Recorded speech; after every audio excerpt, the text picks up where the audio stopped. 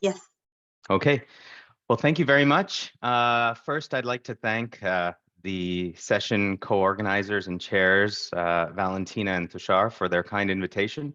I also want to acknowledge my postdoctoral fellow, Dr. Braden Smith, for his assistance in preparing this presentation. And I really enjoyed the last two presentations by Professors Popovich and Fager. I'm looking forward to Professor Wong's presentation afterwards. I'm really quite proud to be in such esteemed company as a panelist in this session. So thank you again for the invitation.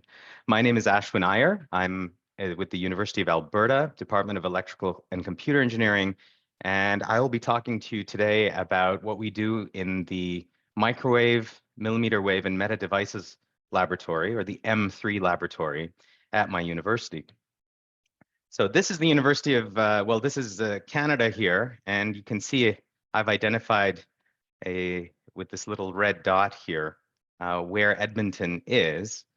Edmonton is the northernmost city in Canada with a population over 1 million. And so here's a picture of the downtown Edmonton as viewed from the university side across this river, which is known as the North Saskatchewan River. It's a river that begins in the North Saskatchewan Glacier in Jasper National Park. Our university was established in 1908, currently has about 44,000 students distributed among 18 faculties. In terms of research revenue, we bring in about $600 million a year, which puts us in the top 4 in Canada. Our Faculty of Engineering has 6,700 students. Some of the highlights are that we are the home of the Nanotechnology Research Center, and our Department of Electrical and Computer Engineering was established in approximately 1925, although some say our first professor was hired in 1913, so we use that date. And right now, our faculty is one of the largest ECE departments in Canada with 60 faculty members, approximately 10 of us in the general area of electromagnetics, photonics, and plasmas, and about 6 of us now in the RF microwave and millimeter wave areas.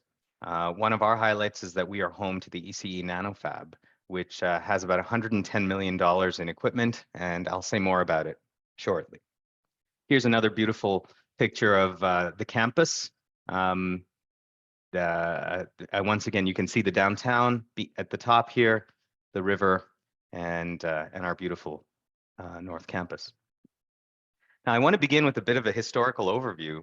I'm not sure if you recognize these two images. We probably won't, but these images hang in our Department of Electrical and Computer Engineering as 2 graduates of our bachelor's program from the 1930s.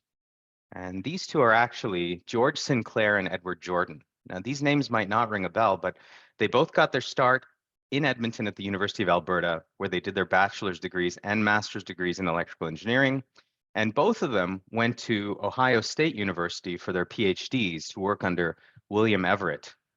Professor Everett, during the Second World War, was called away to Washington, D.C., and this left management of his laboratory and his teaching commitments to George Sinclair and Edward Jordan. And so if essentially these 2 founded what is known today as the Electroscience Laboratory. George Sinclair then went on to a professorship at the University of Toronto, where he founded the U of T Antenna Lab and also founded the first PhD in electrical engineering program in Canada. And Edward Jordan, as you may know, moved to UIUC. He led the Antenna Research Laboratory there. One of his star students was Professor Keith Balmain, with whom he wrote the classic textbook, Electromagnetic Waves and Radiating Systems. And Keith Balmain then went to the University of Toronto as a professor, and I believe I was perhaps one of the last PhD committees on which Professor Balmain served, and then I made my way back to the University of Alberta to establish the M3 laboratory there. So for me, this story is a bit of a full circle. I also want to say that I cannot speak about the M3 lab without recognizing my late colleague, Professor Mojgan Daneshmand. The lab was founded by her a year before I arrived at the University of Alberta. Tragically, her husband, Professor Pedro Musavi, and their daughters passed away in the downing of Ukraine Airlines flight PS752 in 2020. And so we owe her a lot for what our lab is today. She was a respected scientist, educator, leader, and a champion of DEI in academia. So a lot of gratitude to Professor Moshgan, and her legacy drives a lot of what we do in our lab today. Here's a quick summary of some of the research directions in my group that we handle in our lab. We work on electrically small antennas, metamaterials, metasurfaces, metamaterial-based devices, RFID antenna and sensor nodes, and microwave sensors. You can scan the QR code on the bottom left here if you'd like to link directly to our publications and a description of our research projects. But the way that I structure research projects in my group is that every student's project spans the entire life cycle, the full research life cycle. So all the way from theory and analysis to application. So we don't have graduate students or postdoctoral fellows handling just fabrication or just simulation. Moreover, we like to do as much by ourselves as we can. So our students fabricate their own devices and operate the equipment themselves with very little assistance from technicians or lab managers. And so let me move on from this. Here are some capabilities in our lab right now. So we have a Keysight PNA up to 110 gigahertz with an attached probe station, as well as several other VNAs. We do our own PCB etching, and we have some additive PCB manufacturing with printers by Volterra Corporation, which is a Canadian company. We also have a LPKF Protol laser U3 machine, which is what we use a lot in my research group in building large area metamaterial metasurface structures with very fine subwavelength features. So this is a UV laser system with down to 15 micron spot sizes, which can reliably produce about 40 micron features. You can see a metasurface example down here where we're actually building in interdigitated capacitors and spiral inductors using 50 micron features. We also have the traditional mechanical milling machines, also by LPKF. Here is our anechoic chamber, which was installed in 2012. It is a full near-field, fully automated near-field planar, cylindrical, and spherical plan scanning range with multiple degrees of freedom, so we can design multiple types of measurement plans attached to a 43.5 gigahertz PNA.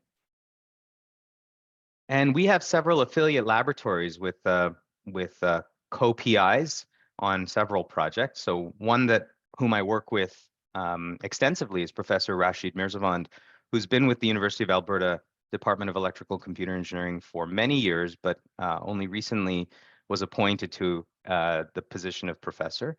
And so here's a description of the research that he does in his lab. He has, for example, a smaller chamber where he does millimetre-wave over-the-air testing, as well as 220 gigahertz VNA that we use. Here's an example on the bottom right of a recent collaborative project that we did with Professor Mirzavand's group, and I'll talk more about that in detail shortly. I mentioned our ECE Nanofab. So this, beyond being a state-of-the-art nanofabrication facility, this number should be 110 million, I'm sorry, not 84 million. But beyond being just a facility, this is actually an open access facility, similar to what Professor Fogger described. The equipment is essentially all operated by students. And so if your graduate project, for example, involved nanofabrication and required certain pieces of equipment, you would be trained on that equipment and then you would operate it by yourself. I'm actually showing you here a focused ion beam milling machine here, the Zeiss's Orion system that was used by one of my former PhD students to produce metasurfaces whose unit cells you can see are here.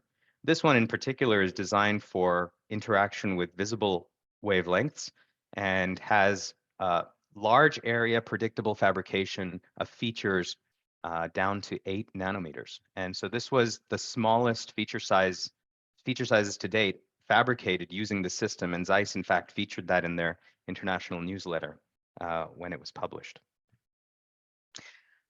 Going to the other frequency end, we also work with a lot of MRI technologies. In fact, the University of Alberta is home to the Peter Allen MR Research Center, which has several research MRI scanners. Now, that's quite a rare thing, I would think, when there's such a demand for clinical scanning, to have scanners that can be used for research, disassembled and reassembled with custom components. And I've been engaged in a project for now 12 years involving incorporation of metamaterials into MRI. So specifically, I can give you the problem that was posed to me, which is if we want to use the bore of a magnet of an MRI machine as a circular waveguide, then how do we reduce its cutoff frequency without occupying any space inside it, because we need to put a patient inside it? And so we came up with the solution to this, which is to apply an extremely thin lining around the outside of the waveguide that has extreme properties, and therefore requires a metamaterial solution. In this particular case, it required extremely near zero and negative values of permittivity that would substantially lower the cutoff frequency of this waveguide. So this was validated first, done theoretically through a cylindrical expansion of the modes inside a metamaterial lined circular waveguide, and corroborated with simulations and then experiments at small scale. And what you're seeing here is actually a metamaterial liner that was built for a 3T MR system that was eventually tested at the facilities of General Electric Healthcare in Florence, South Carolina, and demonstrated the properties we intended to demonstrate, which is that it's about 50% safer in terms of reducing specific absorption rate while not compromising imaging quality. So that there's a lot of patents associated with that, 2 US issued patents and 3 pending. And this is with Professor Nicola Desanke. At this point, I'll mention that some of this research I'm telling you about will involve metamaterials, and it's very appropriate to discuss metamaterials in the MTT community, although it's not often seen as sort of part of the bread and butter of the MTT Society. One thing you'll notice is if you look up the top cited papers ever in the history of the transactions of the Microtheory and Techniques Society, this Technology Society now, this will be the top 5 of 6, roughly, will be on metamaterials, including one of my papers from 2002. And so metamaterials and MTT, in a way, go together. And what is needed, however, what was needed when I took up my research program at the University of Alberta in 2009, I realized very quickly that it was vital in order to sustain interest in metamaterials and metasurface technology. It was vital to show practical applications of this technology, without which it was all hyperbole. And so that's what we've managed to do, is we're trying to apply metamaterial ideas to practical situations. And this is one of those. Here's another thing that we do at the University of Alberta. We have multiple student groups that are very successful at what they do.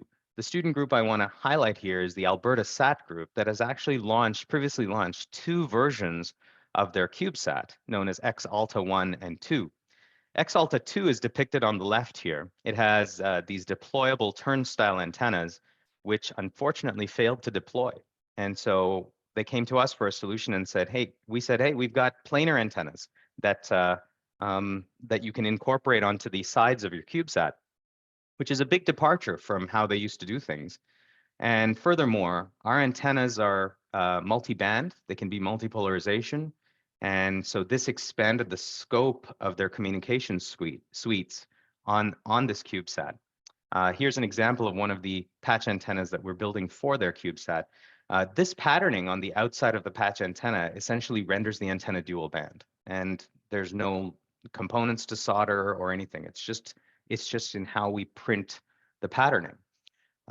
We call this technology the metamaterial-based electromagnetic bandgap structure. It's essentially a spatial and frequency filter that restricts the resonance of the patch antenna in the bandgap of this patterning, and then opens up that resonance to a larger length and therefore a lower frequency when this metamaterial electromagnetic bandgap structure is in its transmitting frequency range. And so essentially you get 2 resonances for the price of 1 without occupying any extra space. In fact, these antennas are a little bit miniaturized compared to conventional patch antennas at the lower operating frequency.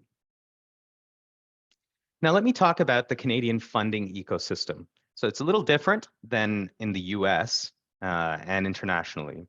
Uh, I'll start by talking about how graduate students and postdoctoral fellows are funded. So if you are a Canadian citizen or permanent resident, you will be eligible for a number of scholarships through federal granting agencies. Now, the green is the Canadian Institutes for Health Research. The purple at the bottom is social sciences research. But the one that we focus on in ECE is the one in the middle, which is abbreviated NSERC. That stands for the Natural Sciences and Engineering Research Council of Canada.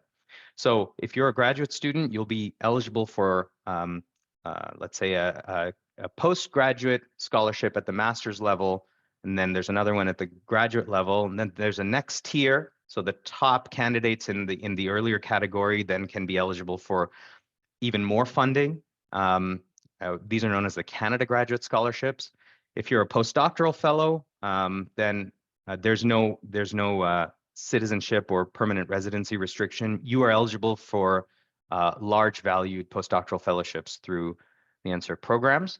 And as a graduate student, if you're not Canadian or a permanent resident, then our provincial funding programs, which I'm not showing here, provide substantial funding for graduate students. Okay, now, how much does a graduate student get? So here's an example of very recent news from the Canadian government that says that these scholarships will now be valued at $27,000 per year for a master's student, $40,000 for a PhD student, and $70,000 for a postdoctoral fellow.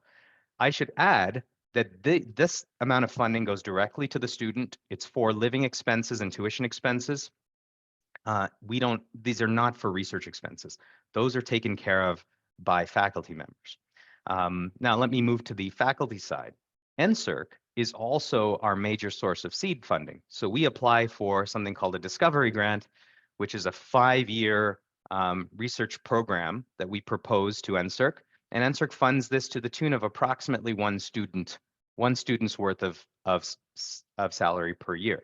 So it's not a lot, but it's considered seed funding, and it goes through such a rigorous peer review that other funding programs rely on that peer review to decide the merit of proposals that you send to them. The other major one that we do through NSERC is the Alliance Grants. The Alliance Grants is essentially a recognition that our government wants researchers to work on problems that are relevant to industry. So the idea is that if industry gives you X dollars in a cash contribution, then NSERC will match up to 2 times that. So if you get X from the company, you'll get 2X from NSERC for a total of 3X. So as an example, if a company wants to give me $50,000 per year, then essentially I get $150,000 per year. In fact, the leveraging can go even to a 3X model if we involve some other partners. For example, if we involve Defense Research and Development Canada on defense-specific projects, then we can do a 3-to-1 match. So $50,000 from a company, $50,000 from DRDC will result in a total of $200,000 per year. And then we can do a lot with $200,000 per year. That's easily 4 PhD students plus their research expenses, travel expenses, open access paper publishing costs, et cetera, et cetera. So this program is actually quite lucrative.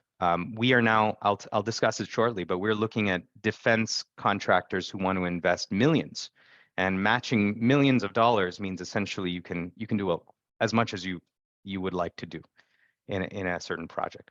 Another thing that I want to mention is MyTax. Some of you may have heard of MyTax because it has a lot of programs that are available to international students. International students can be supported through these MyTax credits that can also match cash contributions from industry.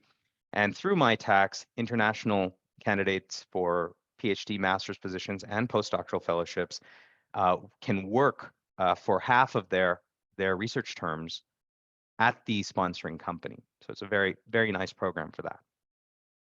To give you an idea of how much Canada invests in research, since 2016, Canada has invested $16 billion in funding graduate students and faculty members.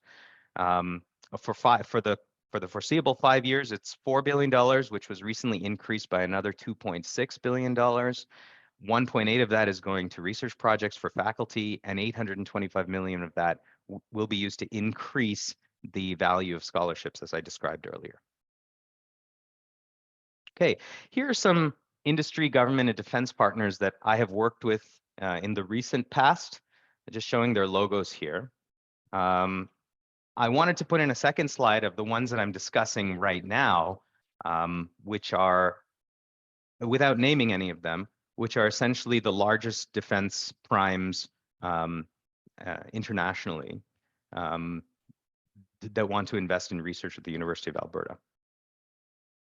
In this context, it's appropriate for me to mention that the University of Alberta was recently selected to be a NATO DIANA Test Center. DIANA stands for the Defense Innovation Accelerator for the North Atlantic. So this is going to empower companies across allied nations who invest in defense technologies, empower them to continue their technology development. And on the flip side, they need places to test this equipment, which may not be available in their home countries. And so NATO establishes a global network of test centers. And in Canada, the University of Alberta is one of only 2 universities that was given this honor of being a test center. And the idea is that we will facilitate dual-use testing and innovation that will help drive the technology development of these companies. And I would argue that one of the reasons that the University of Alberta was chosen is because of where it is situated. We, with threats over the Arctic Circle and issues of Arctic sovereignty and Arctic security becoming prominent now in the geopolitical climate, the University of Alberta is essentially, we live there. So this is right up in our wheelhouse. Now here's an example I want to show you of a project that I'm doing with the Department of National Defense through a program called the Innovation for Defense Excellence and Security Program. So we wanted to build a mechanism of applying multiple biometric sensors to the body of armed forces members in the battlefield that are either low power or zero power and can do real-time retrieval of biometric parameters and then convey this to fixed or mobile locations. And the technologies that are involved are low power sensor architectures with Professor Mirzavand, miniaturized body-worn antennas, which is my area of expertise, one of my areas of expertise, beamforming metasurfaces with partners at the University of Toronto and Toronto Metropolitan University, as well as using signal processing to optimize and rapidly reconfigure the communication links. And one recent product of that collaboration is shown here. I thought that this would be of interest to this particular audience. So what we wanted to do is build a sensor that ultimately will be worn on the body that is able to, in real time, communicate the level of a battery as it charges without requiring any power to do so, onboard power to do so. And so the mechanism that we used is as follows. We have an antenna, a patch antenna that we built here using that metamaterial EBG technology that resonates at 2.4 gigahertz and at 915 megahertz, 915 being the UHF RFID band in North America. The 2.4 gigahertz signal is sent to via a diplexer to a rectifying circuit, which in turn charges up a supercapacitor. The supercapacitor is attached to a varactor diode. And now let me go to the other path. The 915 megahertz signal, which is applied by an RFID reader, is passed to an RFID chip whose impedance is loaded by this varactor diode. So the backscattered phase on that path contains information about the battery level of the supercapacitor. And so we're able to read with RFID through modulating the phase of the RFID based on the parameter we want to sense. We're able to read what is the voltage of that battery, essentially. And we're not using, to be clear, we're not using any of the harvested energy at the 2.4 gigahertz band to do that communication. We're simply harvesting the energy from the RFID reader as we would normally do to power up an RFID chip and communicate with the backscattered signal. So this was an interesting project that we did together under the umbrella of this defense work, which was recently published in the Open Journal of Antennas and Propagation, special issue on antenna-enabled sensors and systems.